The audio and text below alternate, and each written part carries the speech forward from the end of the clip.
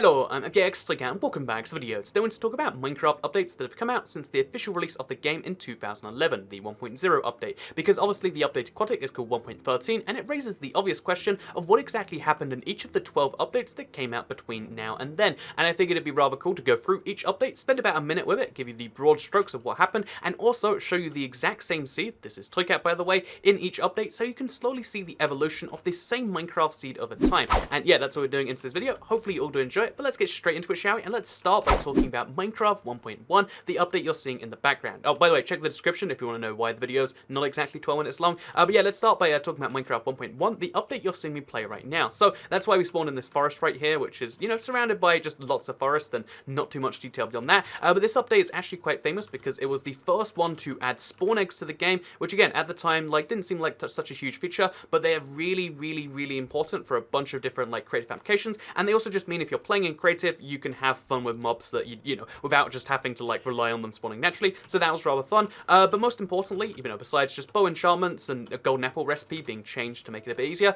they also made one huge change in this update, which was languages. So before this update came out, if you know, we're in the English-speaking world if you're watching this video, but before this update, you were not able to play Minecraft if you didn't speak English. You would have to, like, you know, be able to translate it, whereas, you know, the game officially started translating itself as of the 1.1 update. So yeah, it's mostly a technical update. It's one of the smallest updates we're going to be talking about today. In fact, the smallest update, which brings us nicely into Minecraft 1.2.5 or 1.2. So Minecraft 1.2 changed the world generation algorithm in a couple of really significant ways. First of all, it made the generation just very slightly different because it added the jungle biome, which made for huge changes to existing biomes. So you can see my huge forest from before has been replaced with a fairly small forest with an extreme hill nearby it, and if I head for a long enough distance in any way, I will find myself a jungle. But the other huge thing that it decided to do to world formats is it made it so the height limit went from 128 to 256. And although, you know, like, this is often forgotten in modern day Minecraft, like, it's always been 256, right? But the truth is, going above 128 was such a huge deal because this meant you could go effectively from ground height to the same thing below ground height,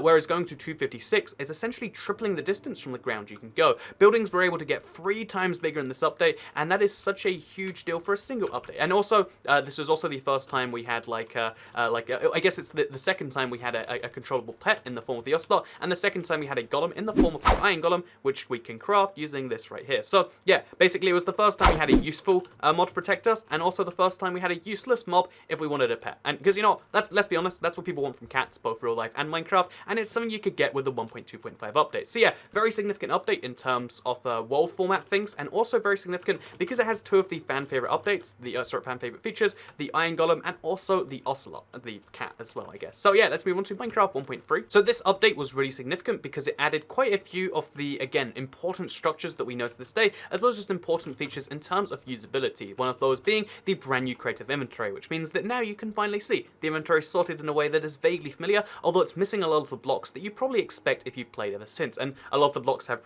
different textures back even then. However, one of the key things you can do, as well as find desert temples, as well as find jungle temples, is you can find villages which have real live villagers in them now, which can trade with you too. So that meant for the very first time, they had to add some currency block to the game, because although gold works as currency sometimes, they had to add the block of emerald, which was found in extreme hill biomes, not unlike the one I have near my spawn, and basically adding this to the game for the first time made it so that you could really have a currency block in the game. And although the currency block, you know, to this day it's not really used between players, it is very useful between players and the game itself, and we can even spawn in a villager just to show you that they do in fact trade, because it's, you know, it's always nice to see, like, the original kind of trading stuff. And as you can see, this is how it looked, and it's kind of a fun little thing. So yeah, that is the villager, that is the 1.3 update, and that brings us nicely onto the next update, one of the best they've ever added, the 1.4.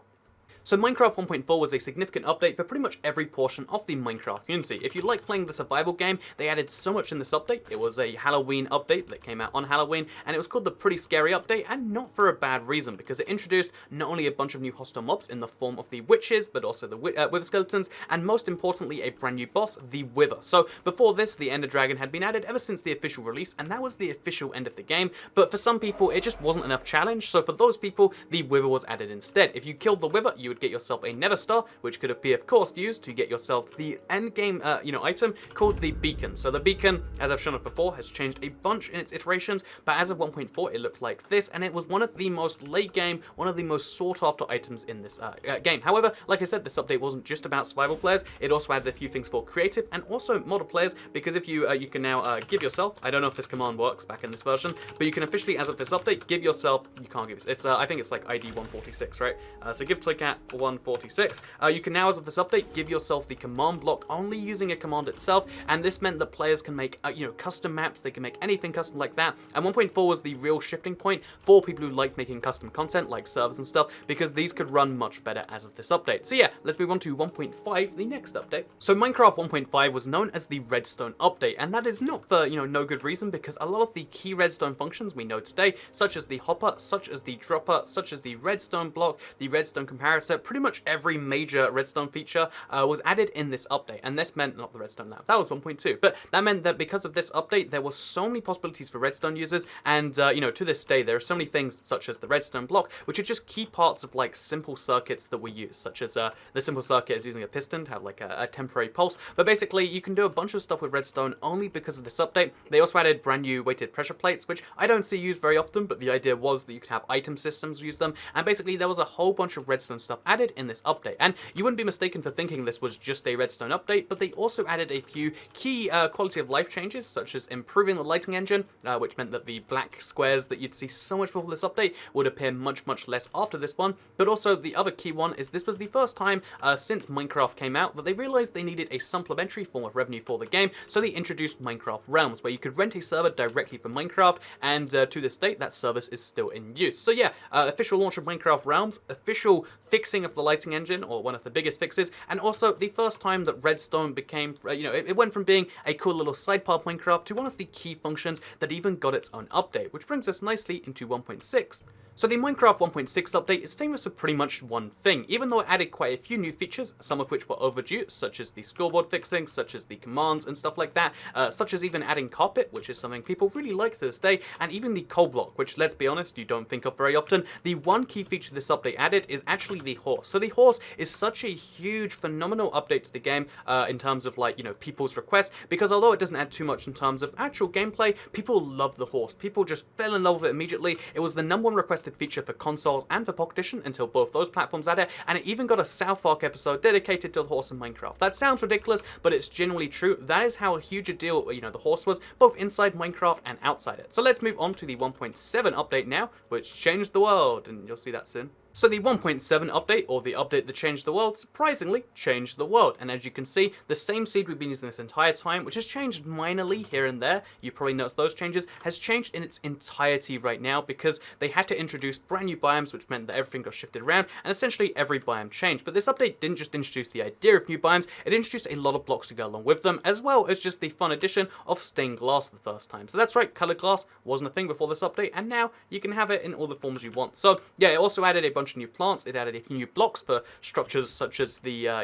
mace biome, and it added 2 brand new types of trees. That's right, this update is huge, it's in business, and it meant that for the very first ever time, you could do a bunch of things you previously couldn't, and it made Minecraft feel alive again. I think this is the last time a lot of people really felt that that new Minecraft exploration was in the game, because they wanted to find their first mesa biome, they wanted to find their first thing, and I think it's actually a really interesting kind of case study of no matter how much you add an update, there are some things that just need to be added to capture people's interest, and apparently the mesa biome is just one of those that did that. However, that brings us nicely into the 1.8 update. So Minecraft 1.8 was the last update they made while Notch was still a part of the Minecraft team. Just a month later, he sold Minecraft to Microsoft, and that's where the current system came from. And interestingly enough, also after this update, updates seem to slow down significantly. Not directly linked to that previous thing, but interestingly enough happening at the same time. And it was also the first time they added 2 very different mobs to the game at the same time. We had the rabbit, which is a semi-useless but rather interesting mob that looks like this in this update, and they also added the guardian, which is a mob you find underwater, and that was the first mob to pierce through armor.